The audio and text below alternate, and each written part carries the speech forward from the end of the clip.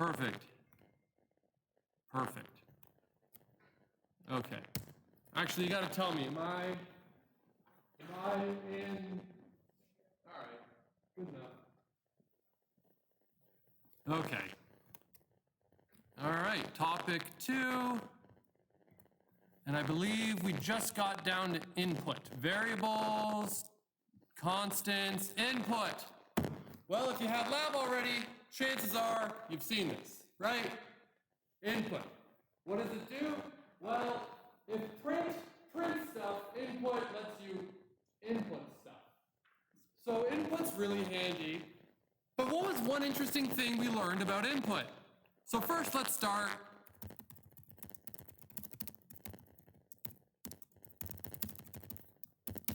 Okay, I'm gonna hit run, and I'll see that. Perfect. So a couple of things to note with input. One, if you put a string between the parentheses, it's what gets printed out to kind of prompt someone for what I'm looking for, right? So here it says, give me stuff. I could have written anything I want in there. But warning, if you're using caddis, what should you put in there? Nothing. Nothing, correct. Why? That's a correct answer. I also would have accepted because caddis is annoying. You were going to say that? All right, good. All right, if I do this, perfect. I entered ASD, ASD, ASD, ASD. What happened to ASD, ASD, ASD, ASD based on this code? Any ideas? Someone yell it. Yes, exactly. I put it into the variable called inputted data. And if I go down here, I'm going to open up another thing, print inputted data to prove it's ASD, ASD, ASD, ASD. There, I stored it in there. So it prompts for input. As soon as you type it in and hit enter, whatever you enter gets stored in the variable that's on the left-hand side.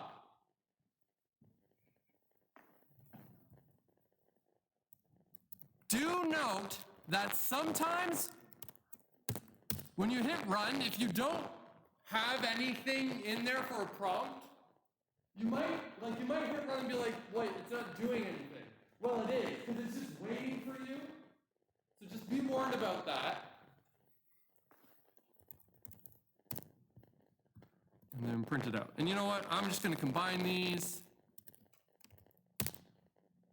1, 2, 3, 4, 5. So I inputted 1, 2, 3, 4, 5 and immediately printed it out. If you're wondering, why are there 2, 1, 2, 3, 4, 5s on the screen? Well, the top one was what I wrote and then hit enter. And then the second one was what got printed out. Yeah?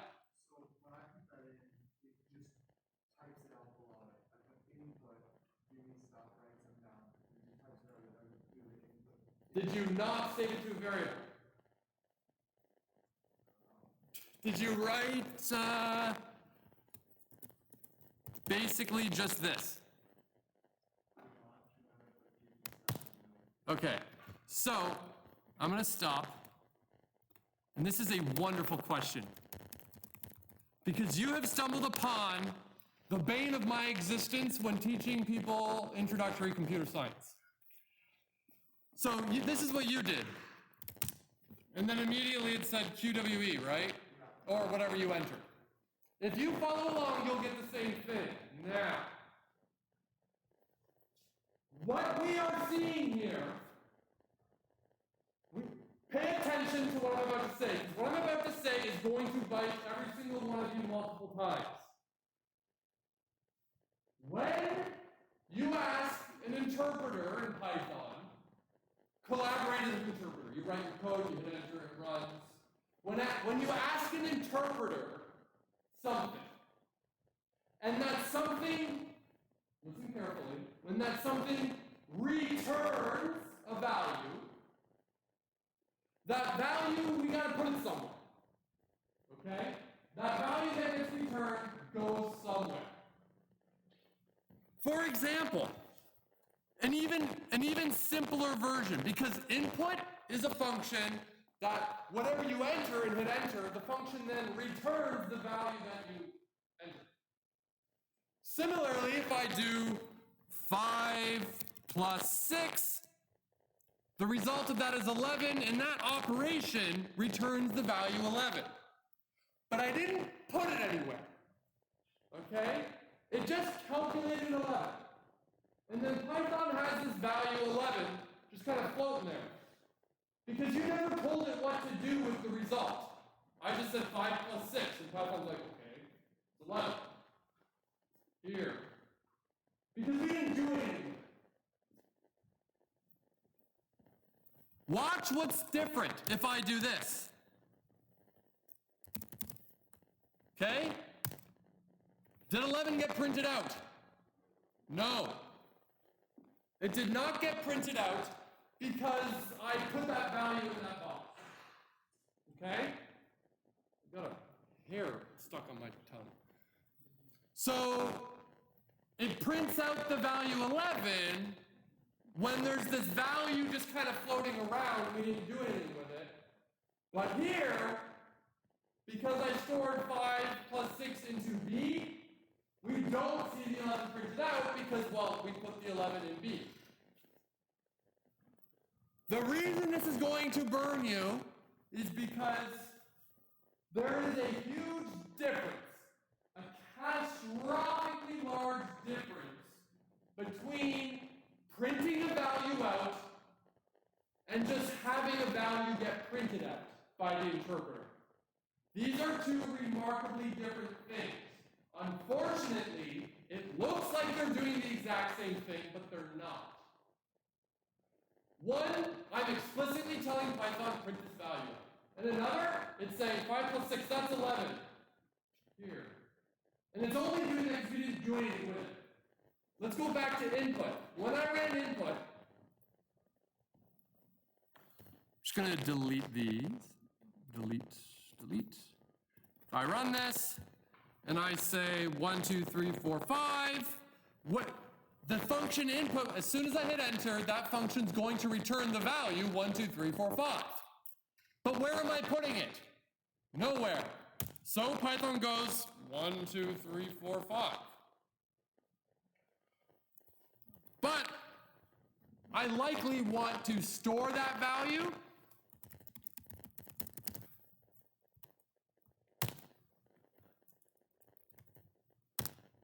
Now it doesn't print it out. It doesn't just kind of show you what that value was. Also, I want to show you another interesting little difference. If I say print the value,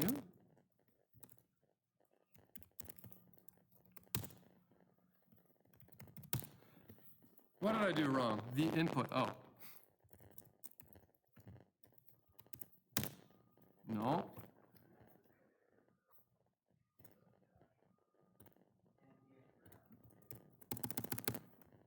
There we go. 1, 2, 3, 4, 5. And then I'm going to take this down here, and I'm going to run it again, but without storing the value and printing it out. 1, 2, 3, 4, 5. What's the difference between the output of these two different things? What can we see that's different?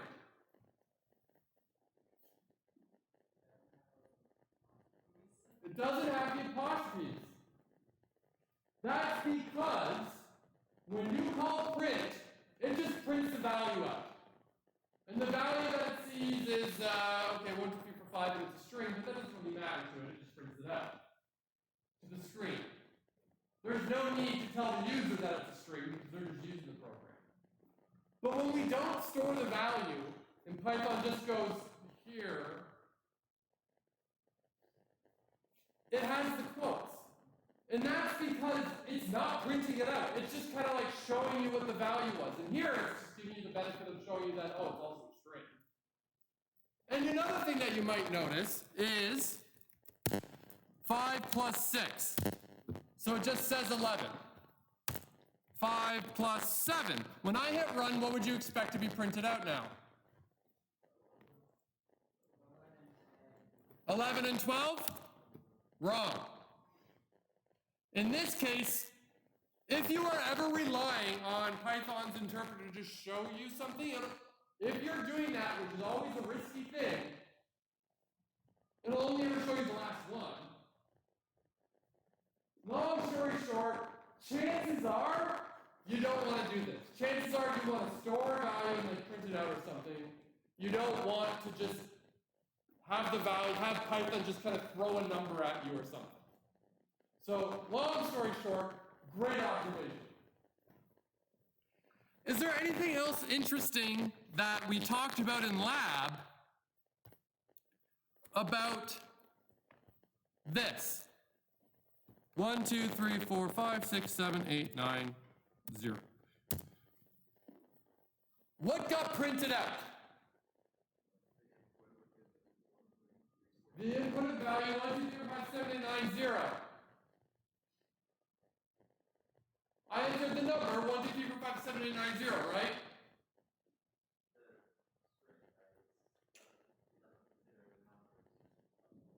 Exactly. I didn't enter the number 1, 2, 3, 5, 7, 8, 9. I entered the word, or the string, which is the symbol 1, followed by the symbol 2, followed by the symbol 3s, and so on.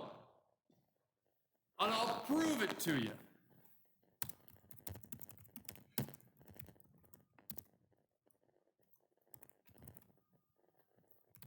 Oh, no. String. Whenever you run input, it always reads into string. Always. But remember, we learned how to convert a string to an integer. We also learned how to convert an integer to a string. But we also saw, and was it you? I think it was you who discovered that, well, what happens if you try to convert the string hello to an integer? Python goes, what? That's not a thing. And don't think, oh, Python just can't do it. Well, no, neither can you. So there, input. Print let us output stuff, input lets us input stuff. So, there we go. Okay. So, for the fun of it, open up Colab and just do this quick little activity. I'll give you a minute or two to do it. Shouldn't take you very long. Just get used to using input. I realize if you were in lab, you've used it already.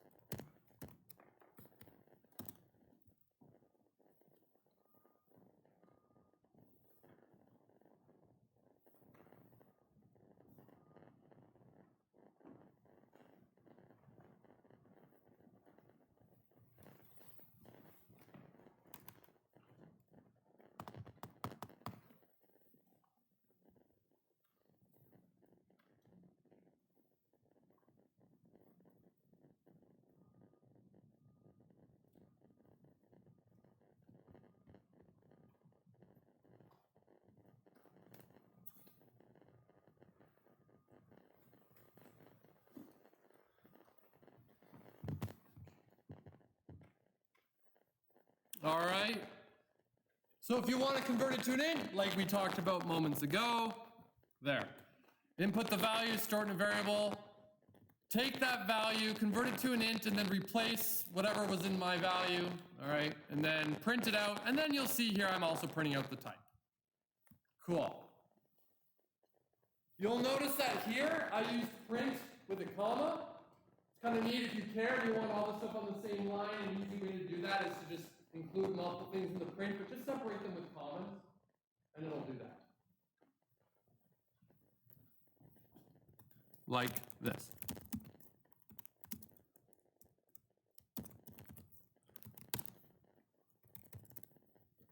It'll just keep printing them all out. It's neat. If you want them on multiple lines, I'll just do 2 prints in a row. And we'll talk about other ways to do that later as well. So yeah, there we go. Now,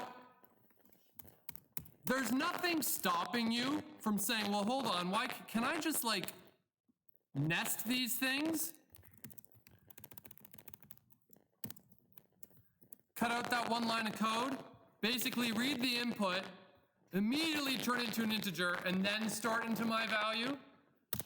So 1, 2, 3, 4. Yeah, that'll work. But I want to caution you, because a lot of you programmers think less lines of code's better. Well, not necessarily. Here it's probably fine, but sometimes code that's verbose, code that's very like step by step can be a lot easier to read, and we like easy to read, easy to understand algorithms. We like code that's easy to follow. If you have these crazy long things, like let's see, can I do this?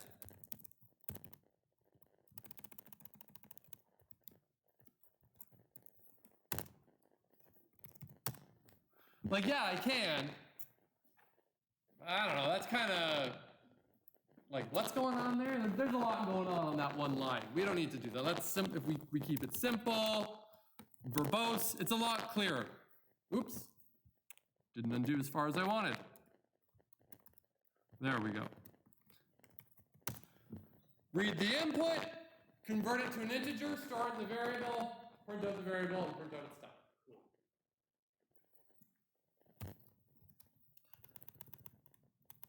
And then right here, what happens if you try to convert the string high? Well,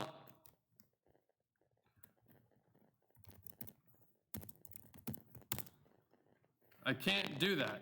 I cannot convert hello into an integer. That's just not a thing. I mean, maybe you know a way, but I mean, you have to code it up. By default, Python won't do that for you because, I don't know about you, I can't think of the obvious way to convert the string hello into an integer, right? Yeah.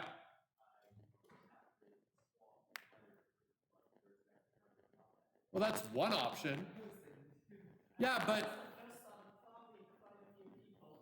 the option on how you convert the string to an integer, I mean, there's an infinite number of ways you can do it. I don't know, picking each, I mean, if you take the, like, if you found like the 14th letter of the alphabet, well, what does that mean? Right? Like, well, do you replace it with 1, 4? Because 14 isn't one digit, 14 is 2 digits. Or maybe you should deal with ASCII values, which we'll talk about later. Maybe we should sum up the number. But then again, it would be hard to undo that because multiple strings might add up to the same number, so you couldn't undo it. So there's a lot of questions we could ask about how to do it. If you want to do it that way, yeah, cool. If that works for what you need, great. But in general, there might be a lot of catches to those ideas.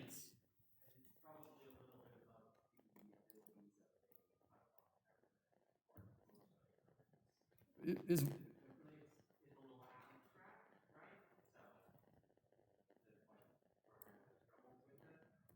I'm not quite sure what you mean. Like the program couldn't do something like converting hello to string Well, no, I mean, that would be, if that's what we wanted the default to be, if Python tomorrow said, you know what, I want the default. If someone tries to do this, let's do that as default, they can do it like that. They could. It's just a matter of like, well, that's converting the string 1, 1 to 11, that's obvious. Converting the string hello to an integer, well, what does that mean in your context? There's no obvious answer immediately. So a statement, all right. So a statement, that's like telling Python to do something. It's an instruction. Like each line, like these are statements. We're telling Python, okay, do this, and do this, and do this, then do this. So you type a statement in the interpreter, hit enter, Python does what you asked. You put a series of statements in and you hit run, and run them, assuming they're correct. And we're in great shape. Sometimes statements produce immediate output. Sometimes they don't. Sometimes we, find the value. And then we have expressions. Well, an expression is something that can be crunched down to a number. Or more precisely, a value. Because not all values are numbers. Strings are values. So if I say hello plus world, that's an expression that gets crunched down to the string hello world with no space. Unless I add space. If I say 7 plus 12 plus 14, that's an expression that can get evaluated. So, an expression can be a combination of literal values, variables. Remember, a literal is just like the value. Like, what if I wanted to do this? Plus 7. Nope.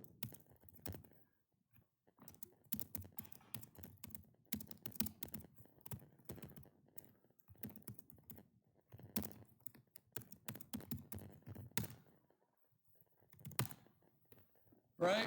So here, I'm taking the variable my value. Before I hit run, do any of you have any idea what value the variable my value has? Say no. No, we don't. It's going to be inputted. I don't know what it is, but what we're going to do is we're going to assume that the person is going to enter a number that can be converted to an integer, and then add the value of that variable to 77. Store it in the variable to print, and then print it out. Let me get rid of this just so it doesn't confuse anybody. So this is an expression that combines a variable and a literal.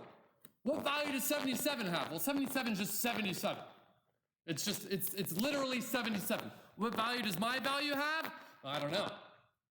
That depends. We'll find out at runtime.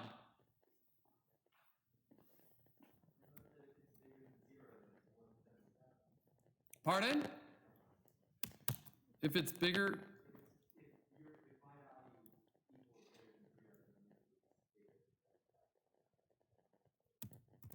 Well, I could do that, and then the output's 0.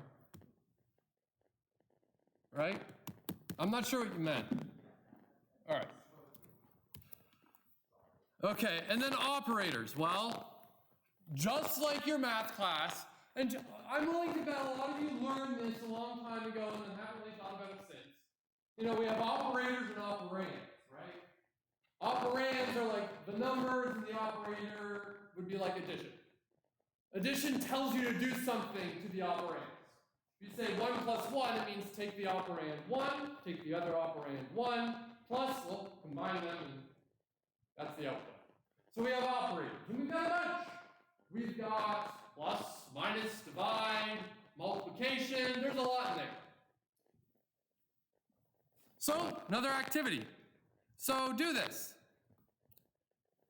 Ooh, and then there's this. Yeah, I'll give you a couple minutes for this activity. It's a good one.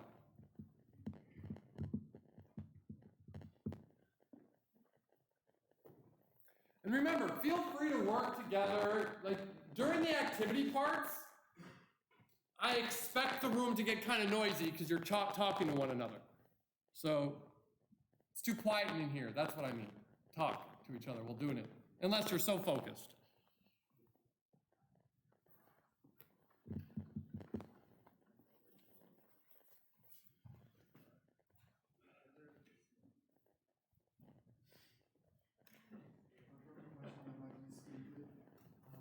Hold up. Okay, sorry. You know what? This come to office hours with the question. Well, it's just like, how do I select everything? Like, click something. Like, if I want to change all of my values, how do I change those? Just select them all. You mean like a Control F type thing? Is it just Control F? Oh, I don't know. Oh, look at that. Yeah. Oh, and then there's Control H. If you want to do like a find and replace, Control H does that. There's probably a like keyboard shortcuts. Whoa, look at that. We can customize them and everything. I'm not being silly. I've never looked at that before. Pretty cool.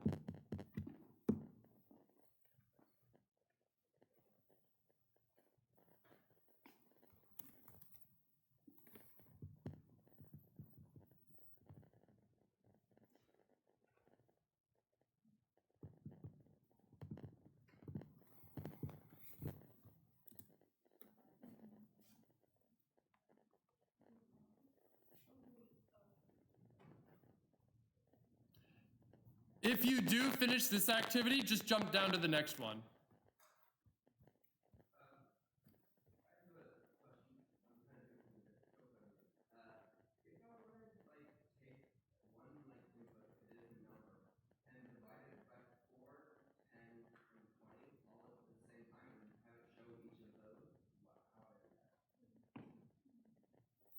I'm torn between showing you and telling you to just keep trying.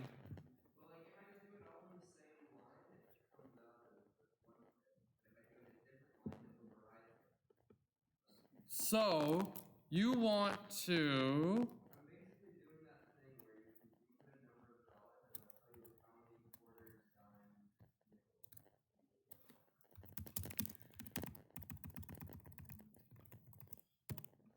So there we go. And then you want to say, okay, print. So if I say dolls.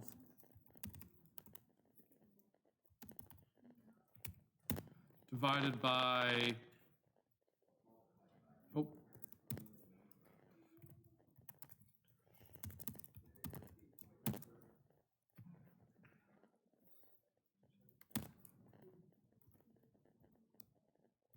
Well, like, you can have as many prints under as you want.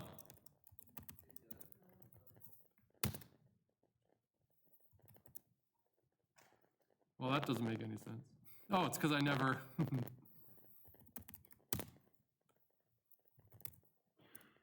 There. Was it easier than you thought? Yeah. See, the bane of new programmers, another one, is you tend to overthink things.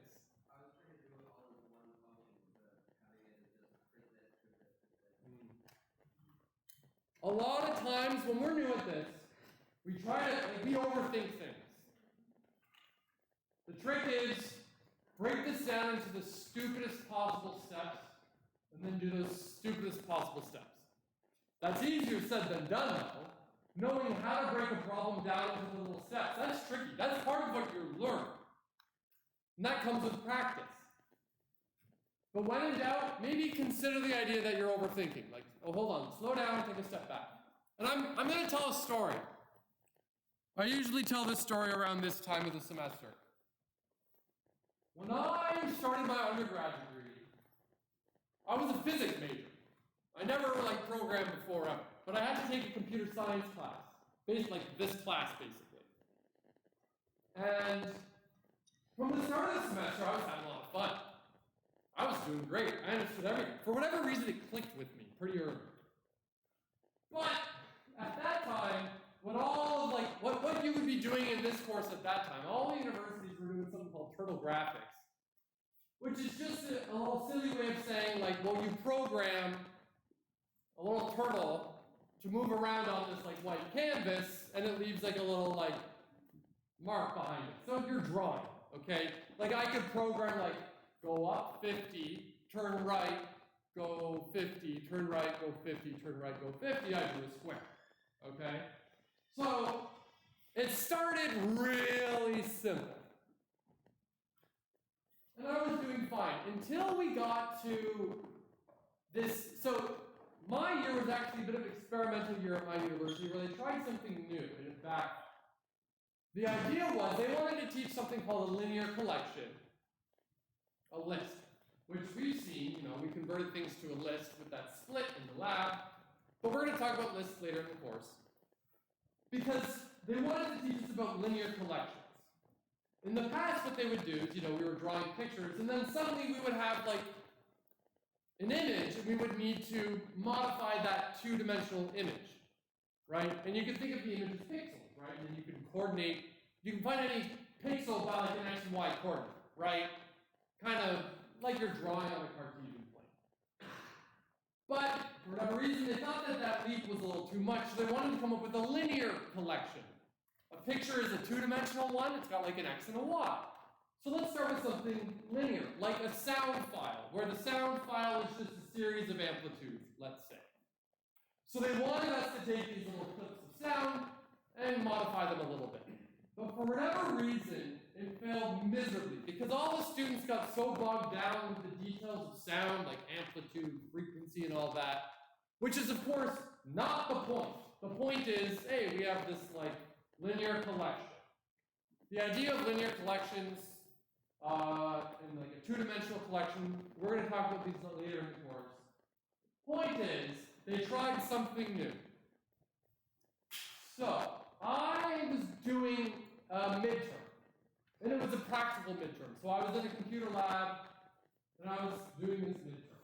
And what they ended up doing is they said, okay, here are the 6 questions that you could possibly be doing on your midterm. And they gave them to us like a week in advance. And 3 of the questions were the turtle graphics, where they like draw little pictures with the turtles. Easy stuff. The next one, like the 3 of those were that. And then the next 3 were the sound ones. But I was really struggling with the sound. Anyways, I was practicing these questions all week, and I actually solved all of them but one. There was this one problem where you got this sound file of some guy saying the word rabbit. And you needed to half its frequency. That was the goal. That was the problem. Here's the sound file, half its frequency, and give me the half frequency one. And I couldn't figure it out. I just couldn't figure it out. I was beating my head against that keyboard so hard I couldn't figure it out. But whatever, odds are I'm not going to get that question on the midterm. I get there, and the way they decided which questions you were going to do is you rolled a die. So I rolled a die to calculate which 2 questions I was doing, and of course I got that damn rabbit question. Right? And I was not happy about it. So there I am in this computer lab with like 20 other students doing the midterm. And the annoying thing is everyone in there is working on their various problems. A whole bunch are dealing with sound, but no one has headphones. So whenever you're testing your output, you hear someone else, you hit run, and then you hear their computer output like rabbit, or if it's the correct answer, like whoa. So that's, I'm hearing this.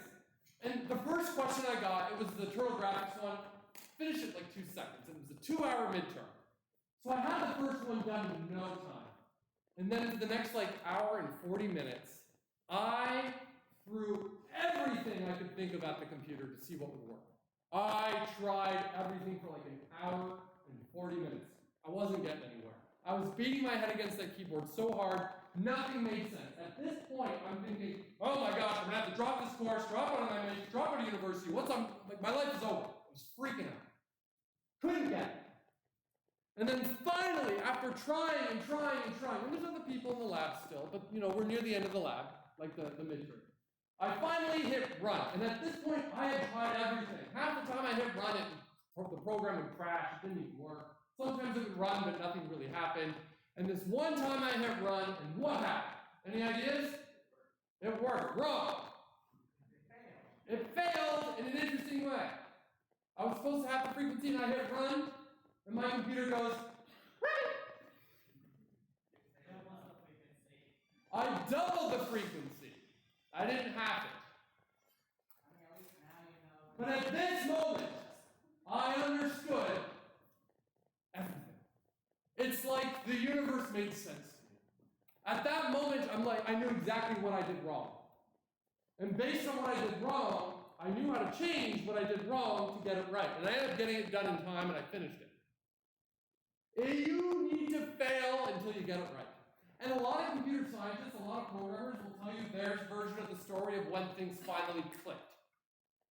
And at this stage, we're very early in the semester. And you might be getting it. You're like, okay, fine, I'm getting it, But there might be a moment where you start to feel a little uneasy. Like, wait, what's happening? The trick is there are no tricks. Programming is a misnomer. Really what it is debugging.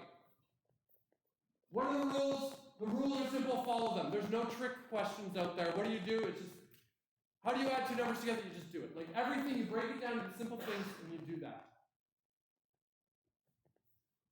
Keep trying. You're going to fail 1,000,000 times until you get it right. That's how it works with everything in life. Whenever you start learning something new, you're wrong until you get it right. That's how it works. And then you move on to the next thing. That's how it works. So don't think it should work different in this class. No, it's going to work exactly like that. The point of the story is you might get that click moment. You got to be tenacious with this stuff. Keep at it. Don't give up. Keep working at it. Don't look for secrets. Don't look for tricks. Just follow the rules that you've been taught. Anyways, did anyone get the temperature conversion working? Raise your hand really high. Was my story too distracting? Okay, how about this? We will pick up here tomorrow? Do we have class tomorrow or Thursday? Whenever we have next class, we'll pick up here and we'll do this together. And we'll just end here because we're kind of in a funny lull.